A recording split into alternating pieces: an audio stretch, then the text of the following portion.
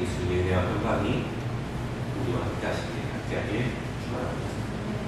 오늘은 제자들 두 번째 시간 예수님을 만난 야고보라는 제목으로 말씀을 전해드리려고 합니다. 성경에는 야고보서가 있습니다.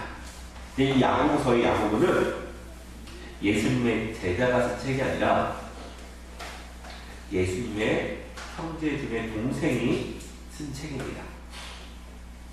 그리고 야고보는 성경에 많이 등장하지는 않습니다. 근데 카톨릭 성경의 외경이라는 곳에서는 몇 번 더 등장을 합니다. 그리고 이 야고보라는 이름은 예수님의 12제자 중에 2명이 있습니다. 야고보라는 이름이 2명이 있습니다. 그래서 어떻게 구분을 하느냐, 갈릴리 어부였던 야고보를 대야고보라 부르고 알페오의 아들 야고보를 소야고보라 구분을 합니다. 그리고 이 야고보의 뜻은 발음의 차이인데요. 이건 헬라어 발음일 때 야고보가 됐고 히브리 발음일 때 야곱이 됩니다. 그래서 발 뒤꿈치를 잡다라는 뜻을 가지고 있고, 마가복음서에는 그의 별명이 나오는데 우레의 아들이라는 별명이 성경에 기록되어 있습니다. 그리고 성경에는 특이하게 이 야고보의 부모님의 이름이 나옵니다. 마가복음 15장 40절 말씀 보면 예수님께서 십자가에 못 박혀 돌아가실 때 거기 옆에 있는 여인들의 이름이 기록되어 있는데, 멀리서 바라보는 여자들도 있었는데 그 중에 막달라 마리아와 또 작은 야고보와 요새의 어머니 마리아와 또 살로메가 있었으니 라고 기록이 되어 있는데, 똑같은 장면을 마태복음에는 뭐라고 기록되어 있냐면, 그 중에 막달라 마리아와 또 야고보와 요셉의 어머니 마리아와 또 세베대의 아들들의 어머니도 있었더라 라고 말씀하는데, 세베대의 아들들이 살로메, 그러니까 그 세베대의 아들들의 어머니가 살로메가 거기 있었다라고 되어 있고, 그리고 그 오늘 본문의 말씀에 세베대의 아들들이라 가지고 아버지 이름이 기록되어 있는데, 마태복음 4장 21절 말씀에 이 야고보가 처음 예수님을 따라 떠날 때 뭐냐면, 거기서 더 가시다가 다른 두 형제 곧 세베대의 아들 야고보와 그 형제 요한이 그의 아버지 세베대와 함께 배에서 금을 빚는 것을 보시고 부르시니, 아멘가, 이 아버지의 이름도 야고보와 요한을 처음 만났을 때 기록을 하고 있어요. 그래서 성경에는 몇 명 안 되는 부모님의 이름이 기록된 사람이 야고보예요. 그리고 이 부모님의 이름은 뭐냐, 세베대의 뜻은 하나님이 주셨다, 하나님이 그를 주셨다라는 뜻이고, 그 다음에 살로메는 평화라는 뜻으로서 주님이 주시는 평화를 누려라, 주님이 주시는 평화를 누려라라는 그런 뜻을 가지고 있습니다. 근데 그들이 그러지 못했어요. 주님이 주셨는데 주님의 뜻대로 살지 못하고, 주님이 주시는 주님의 평화를 누리려고 했는데 평화를 누리지 못하는 삶을 살아가는 그들의 부모님의 모습을 그 시대에 살아가는 많은 사람들이 살아갔거든요. 그래서 그 모습을 보게 됩니다. 그리고 이 제자들을 제가 계속 말씀을 준비하면서 본 생각이 들면 참 부족한 사람들입니다. 제자들이 하나님께서 준비된 완벽한 사람들이 아니라 부족한 우리와 같은 사람들을 주님이 쓰시니 그 시대에 위대한 사람이 되었다라고 하는 것을 알게 되었습니다. 성경에는 성경에는 두 명의 예수님의 제자의 죽음이 기록이 되어 있습니다. 죽음이 되어 있는 첫 번째는 저희들이 다 아는 가룟입니다. 예수님을 팔고 그리고 스스로 예수님을 배신하고 죽음을 한 사람인데, 그 자리는 이후에 마띠아라는 사람이 들어오게 됩니다. 마띠아라는 사람이 들어서 그 12명의 제자의 자리를 갖추는데, 다른 한 명의 순교자가 성경에 또 기록되어 있는데 그 사람이 오늘 저희들이 알게 되는 야고보입니다. 이 야고보가 죽은 후에 12명의 제자들의 자리가 비게 되는데 다른 사람을 채우지 않아요. 이게 왜 그럴까라고 생각을 해봤더니, 스포츠에 보면은 결번이라고 해서 영어 결번이 뭐냐면 그 선수가 너무 유명한 거예요. 마이클 조던이 너무 유명해요. 그러면 그 선수의 번호는 다른 사람이 쓰지 못해요. 그리고 우리나라도 축구 선수나 야구 선수나 배드민턴, 핸드볼 모든 경기에 그 선수의 번호가 있는데, 죄송합니다.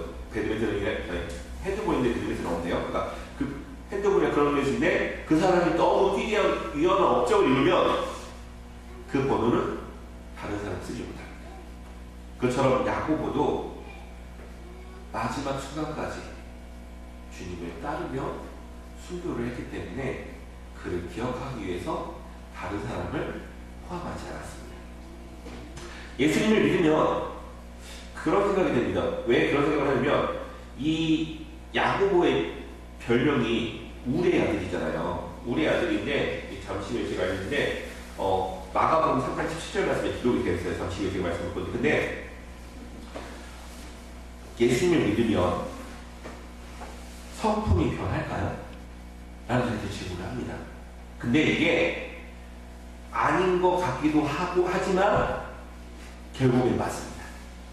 저는 이렇게 표현해요. 아닌 것 같기도 하지만 결국엔 맞습니다. 예수님을 믿으면 결국엔 변하게 되는데 왜 그냐? 은혜를 받으면 우리의 마음이 막 뜨거워져요. 그래서 중고등 학생들 막 수련회 하면요, 막 애들이 방언도 터지고요. 애들이 이제는 내가 주님을 위해 헌신하겠다고 해요. 근데 그게 3개월을 못 가요. 한 학기를 못 가요. 한 학기를 못 가요. 근데 그거를 성품이 변했다라고 말할 수 있느냐? 근데 이 성령님을 만난 건 맞아요. 성령님을 만난 건 맞는데 그들의 성품이 변한 건 맞느냐라고 물어봤을 때는 잘 모르겠다라고 우리 신앙의 선배들이 계속 이야기를 하고 저도 그렇게 판단을 합니다. 그러면 성령님은 우리 가운데 오셔서 무엇을 하느냐? 우리의 기질을 변화시켜 주시는데 어떻게 변화시켜 주느냐? 말씀을 깨닫게 해주시는 거예요. 그러니까 우리가 그 말씀 가운데 깨닫게 해주시는 말씀을 얼마나 순종하느냐의 차이가 있는 거예요. 하나님이 우리에게 주시는 말씀을 내 안에 성령께서 이렇게 우리가 똑같이 생활을 할 때 그것에 하나님의 말씀으로 우리를 기억나게 하세요. 그러면 그 말씀의 기억남을 무시하는 사람이 있고 그 말씀을 순종하는 사람이 있고 말씀에 찔리는 사람이 있고 사람마다 다른 거예요. 그래서 결국에는 처음에는 그 성품이 변하지 않지만 결국에는 성령님께서 우리의 성품에 영향을 미치십니다. 라고 저는 말을 합니다. 근데 오늘 본문의 말씀에 등장하는 야고보는요, 오늘 본문의 말씀에 하나님 예수님 저를 하나는 좌편에 하나는 우편에 앉게 해주세요 라고 하면서 그의 어머니가 그의 예수님에게 다른 본문을 보면 얘기하는 이야기인데 이렇게 가는 이 야고보의 성품에 대해서 누가복음 9장 53절에서 56절 말씀에 어떤 일이 있냐면 예수님께서 예루살렘에 올라가시는 그때 예수께서 예루살렘을 향하여 가시기 때문에 그들이 받아들이지 아니하는지라 제자 야고보와 요한이 이를 보고 이르되 주여 우리가 불을 명하여 하늘로부터 내려 저들을 멸하라 하기를 원하시나이까 예수께서 돌아보시고 꾸짖으시고 함께 다른 마을로 가십니다. 아멘. 이게 무슨 이야기냐면요, 예수님께서 갈릴리에서 예루살렘이 안에 있잖아요. 갈릴리에서 예루살렘 오는데 그 가운데를 지나가야 하는 곳이 있어요. 사마리아 땅이에요. 사마리아 땅을 지나가는데 그 중에 한 마을에 들어가니, 그러니까 이때가 예수님께서 어떤 의미 예수님의 복음의 사역을, 예수님의 천국 복음의 사역을 하신 지 1년이 넘은 시점이에요. 1년이 넘은 시점이니까 수많은 병자들을 고치시고, 그다음에 수많은 사람들에게 이적을 보이시며 하나님의 천국 말씀을 선포하신 지 1년이 넘어가는 그때에 사마리아 땅을 지나서 예루살렘에 가시는데, 그때 사마리아에서 예수님을 거절한 거예요. 우리 마을 오지 마세요. 우리 마을에 예수님을 오지 않았으면 좋겠습니다. 왜 그러냐면 그 당시에 유대인과 사마리 지역에 사는 사람들의 사이가 좋지 않았어요. 좋지 않았기 때문에 그 지역, 보통 유대인들은 멀리 돌아서 가고 그랬는데 예수님께서 바로 가려고 했는데 그 마을에서 지나가는 걸 거절한 거예요. 그때 야고보와 요한이 뭐라고 얘기하냐? 54절 말씀에 제자 야고보와 요한이 이를 보고 이르되 주여 우리가 불을 명하여 하늘로부터 내려 저들을 멸하라 하기를 원하시나이까 라고 말을 해요. 이때 야고보는 예수님을 향한 믿음이 있었어요. 하나님의 말씀도 들었어요. 근데 이렇게 말을 해요. 예수님을 따라다닌 지 1년이 넘는 시간 동안 예수님과 동행하면서 예수님이 하시는 일이 이게 가능함을 알기 때문에 이 말을 하는 거예요. 예수님이 할 수 있는 일이기 때문에 이 말을 하는 거예요. 그리고 예수님을 거절하는 그들이 너무 용납되지 않는 거예요. 하나님을 믿고 예수님 예수님의 말씀도 믿고 그리고 하나님의 생각하신 이것도 경험했고 하나님의 말씀도 그 안에 있는 이들이 하는 말이에요. 이들에게는 이제 55절 말씀에 예수께서 돌아보시며 꾸짖으시고 함께 다른 방으로 가시니라. 그들에게 뭐가 없었어요? 예수님의 긍휼함이 없었어요. 긍휼함이 없었어요. 그들과 똑같이 예수님을 믿었고 예수님의 말씀을 있었지만 예수님의 마음을 담지 못했어야지. 그것을 우리는 미성숙하다라고 표현합니다. 우리도 예수님을 잘 믿고 말씀대로 살려고 하는 사람들이 있습니다. 하나님의 은혜를 많이 받은 사람들이 있습니다. 이 사람들이 정말 하나님의 말씀과 믿음대로만 살려고 하는 사람들이 결국에 뭐가 되냐? 근본주의자 그리고 극단주의자가 됩니다. 그래서 하나님의 말씀을 믿고 말씀대로 사람을 죽여요. 하나님의 마음이 없어요. 그래서 중세시대 마녀사냥과 십자가원전 그리고 종교전쟁 때 죽은 사람, 종교전쟁 때 죽은 사람, 그러니까 세계 1, 2차 세계대전이 일어나기 이전에 있었던 일들이죠. 마녀사냥도 중세시대 마녀사냥도 있었고 십자가원전도 있었고 종교전쟁들이 막 카톨릭을 안 믿으면 막 다 죽는다라고 막 나가서 뒤엎고 있는 일도 있었어요. 그때 죽은 사람이요. 저희들이 세계대전 1차, 2차 세계대전 때 그 합산한 세계대전 1차, 2차 세계대전 때 얼마나 많은 나라의 사람들이 죽었습니까? 죽은 사람, 세계대전에 죽은 사람들의 합보다 몇 배가 더 많아요. 저희들은 그것을 말하지 않지만 역사를 공부하면 그걸 알게 됩니다.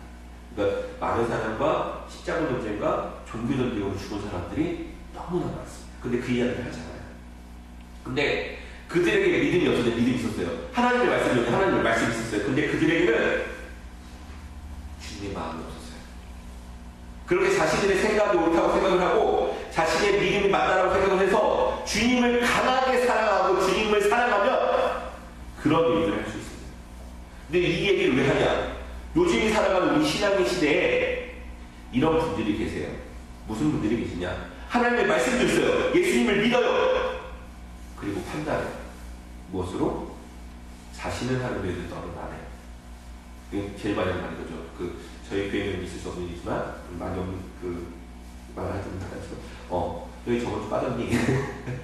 이런 말 하시는 분들이 계시죠. 그리고 다른 예가 그런 얘기하시죠. 다른 설교 예와 들으시는데 너 새벽에 안 나와? 그렇게 얘기하시잖아요. 뭘로 판단하는 거야? 나의 신앙의 태도로 그 사람의 신앙의 모습을 판단을 하는 거예요. 이게 뭐가 없어요? 주님의 마음이 없어요.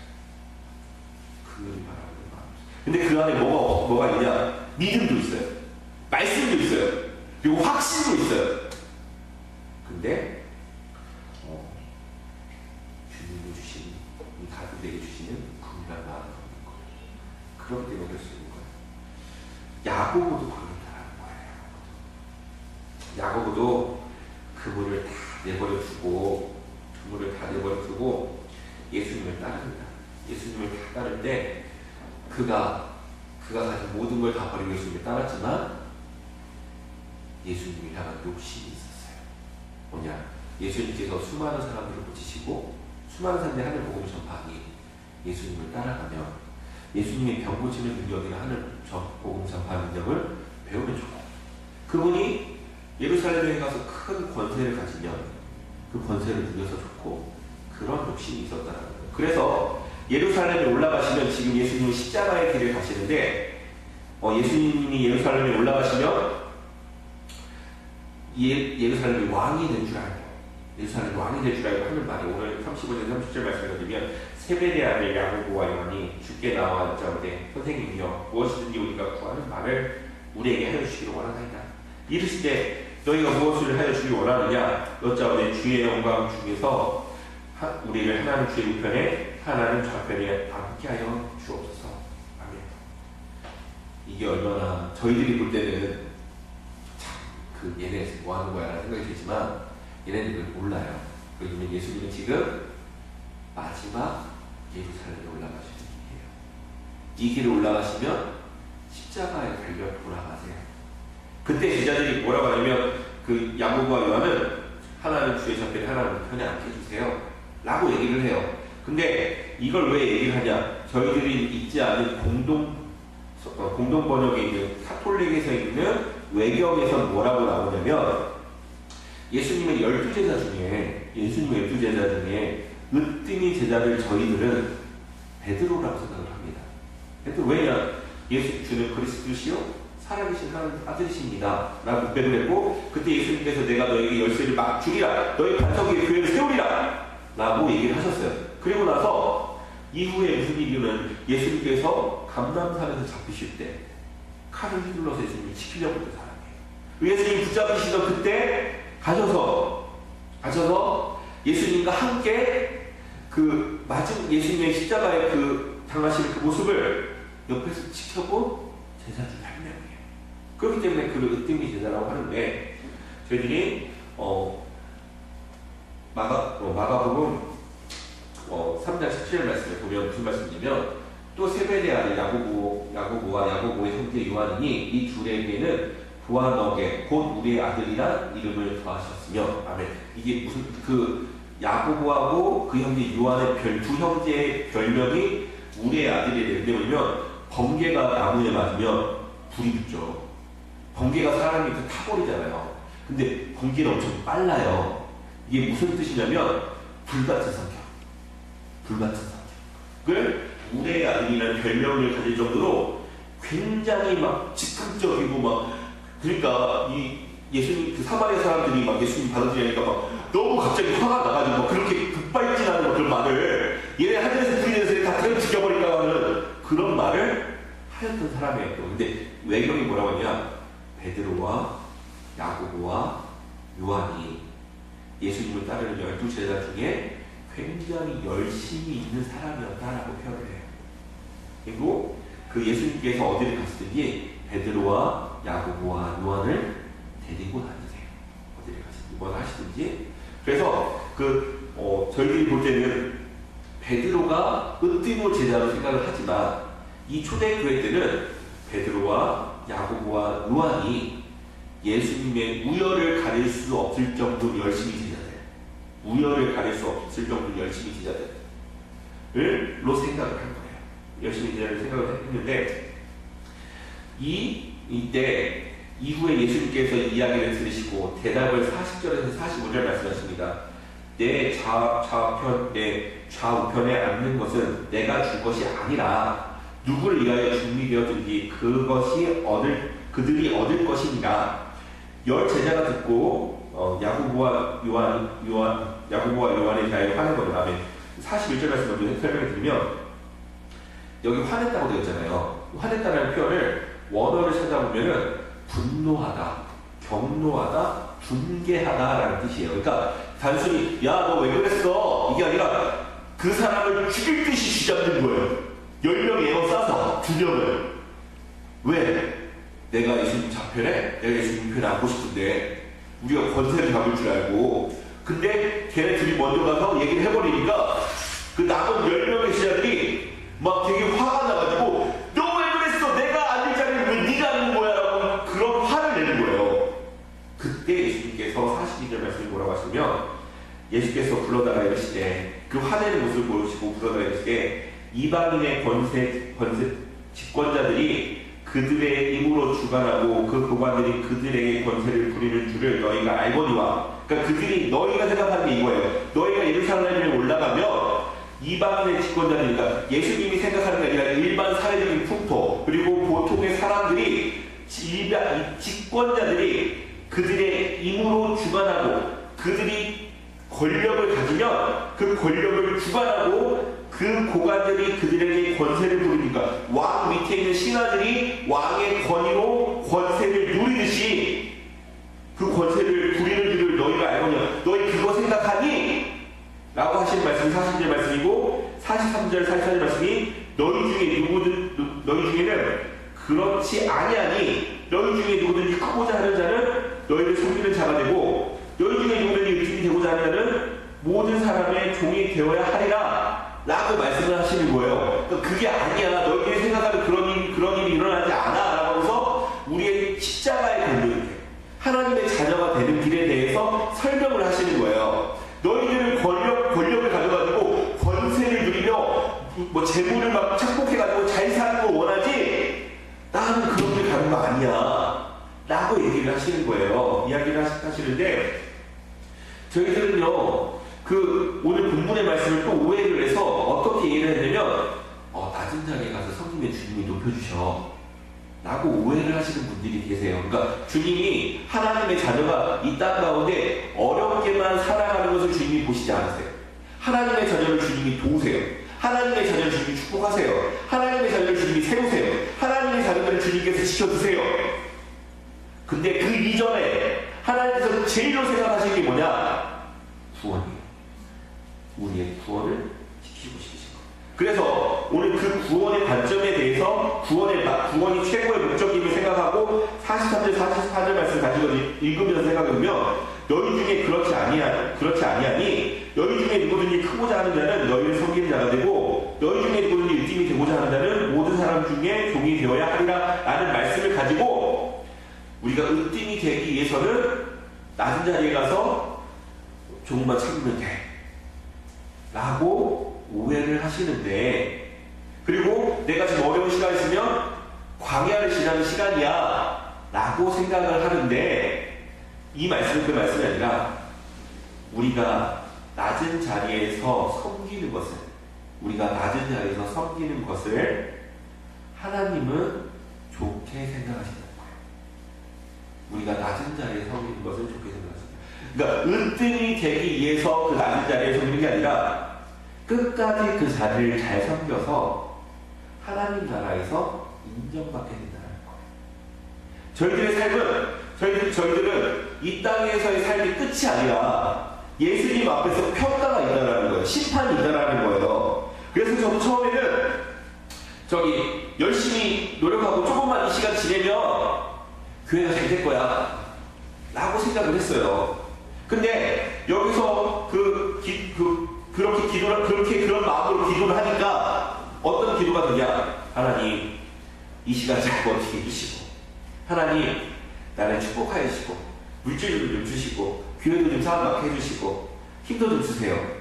나는 기도를 해요. 근데 광야의 시간을 지낸다는 건요, 이스라엘 백성들이 광야를 지나잖아요. 그 광야는 뭐냐면요, 주만 바라보는 거예요. 주님만 바라보는 거예요. 그리고 그 주님만 바라보는 게 주님께서 우리를 축복하시고 우리와 함께 하시고 우리에게 능력을 주셨을 때 똑같이 하길 원하시는 거예요. 그게 말씀으로 본문의 그 43절, 44절에 말씀이죠. 너희가 항상 주님과 동행하며 어느 자리에 있든지 주를 생각하고 주 안에서 살아가는 자녀가 되기 원하는 거예요. 그래서 주님께서는요, 45절 인자가 온 것을 섬김을 받으려 함이 아니라 도리어 섬기려 하고 자기 목숨을 많은 사람의 대속물을 주려 함이니라. 아멘. 그래서 우리가 조금만 참으면 돼가 아니라 주님의 자녀로 살아야 되는 거예요. 어떤 곳에서 어떤 위치에 있든지. 그래서 우리가 마지막 하나님께 칭찬받기 원하시는 거예요. 이게 주님의 마음이 있는 거예요. 우리 안에 주님의 믿음도 있고 말씀도 있습니다. 근데 우리의 마음에 주님의 마음도 있길 좋아요. 그래서 저와 성모님이 주님이 주시는 은혜를 진짜 그랬으면 좋겠습니다. 오늘 야고보를 통해서 저희 주신 은혜가 주님의 마음을 갖자는 겁니다. 예수님을 만난 야고보는 많은 질책을 받았지만 마지막까지 주님의 마음을 가지고 순교를 했습니다. 우리들은 이게 이해가 안 되는 거예요. 왜 주님의 마음을 가지고 순교를? 주님께서 축복하셨으면 어떻게 해야 돼요? 저희들은 잘 살아야 돼요. 병 걸리지 않아야 돼요. 그 사람이 형통해야 돼요. 근데 이게 순교예요. 근데 이게 지금까지 회자돼요. 지금까지 주님의 사랑하는 자라고 이야기되고 있습니다. 우리가 이해되지 않는 사건들이 많이 있습니다. 하나님이 지켜주셔야 되는데 지켜주심을 받지 못하고 돌아가시는 분들이 이 시대에 얼마나 많아요. 저 과정을 주님이 지켜주셔야 되고 전에 주님이 살아계시면 저 사람 저 병에서 나아야지 라고 하는 경우도 굉장히 많아요. 근데 이 땅에서 끝이 아니라는 거예요. 하나님의 존재입니다. 그리고 하나님은 경건한 자들의 죽임을 그냥 잊지 않으세요. 순교자의 죽음을 귀히 여기세요. 정말 그렇습니다. 우리가 주님의 말씀을 믿고 정말 주님의 말씀 믿음도 있고 말씀도 있습니다. 그럼 이제 주님의 마음을 갖고 주님의 시선으로 세상을 바라야 합니다. 그 이야기를 야곱을 통해서 예수님을 만나니까 그가 그렇게 변화되어 가는 거예요. 그리고 야곱의 형제 요한 있잖아요. 요한은 마지막까지 죽이려고 지금 죽지 못하고 그 요한계시록까지 다 쓰고 그리고 죽는 사람이 됩니다. 그래서 저희들이 생각할 때 그렇게 생각을 해요. 그러니까 저희들이 주님의 마음을 갖게 되잖아요. 그러면요 우리의 자랑이 달라져요. 우리의 말하는 게 달라지고 관심이 달라져요. 주님의 마음을 갖게 돼요. 그래서 내 안에 성령님 말씀을 들으심으로 말씀 가운데 주님 칭찬받는 저와 성령 되시고 이 시간이 고통과 힘듦과 견디기 어려운 시간이 아니라 주님과 동행하는 시간 되시길 축원합니다. 그래서 주님의 도우심을 받는 시간이 나옵니다. 그래서 예수님은요 우리가 함께 하길 원하세요. 그 함께 하실 때 놀라운 역사가 일어나기도 하지만 안 일어나기도 해요. 그렇다고 해서 그 사람이 잘못된 게 아니라 하나님의 목적은 우리가 이 땅 가운데 잘 사는 게 아니라 저 천국에 가는 게 그 목적이 있음을 돌아보게 되면 이해되는 게 너무 많은데 저희들은 이 땅 가운데 잘 살아야 된다라고 생각을 하니 주님의 뜻이 왜 이러실까라고 오해되는 경우들이 있습니다.